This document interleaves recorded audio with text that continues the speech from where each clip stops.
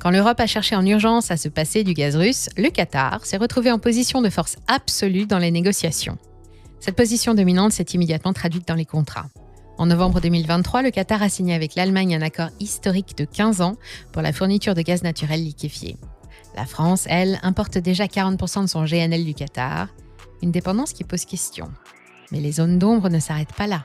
En décembre 2022, éclate le Qatar Gate, peut-être le plus grand scandale de corruption de l'histoire du Parlement européen. Des valises de cash, des ONG servant de façade, des eurodéputés soupçonnés d'avoir monnayé leur influence. L'affaire révèle l'ampleur des méthodes d'influence qataries.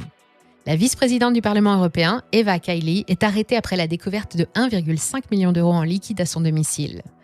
Dans la foulée, plusieurs autres eurodéputés et ONG sont mis en cause pour avoir potentiellement accepté des pots de vin en échange d'une influence sur les décisions du Parlement européen concernant le Qatar. Si l'Émirat dément farouchement toute implication, l'affaire met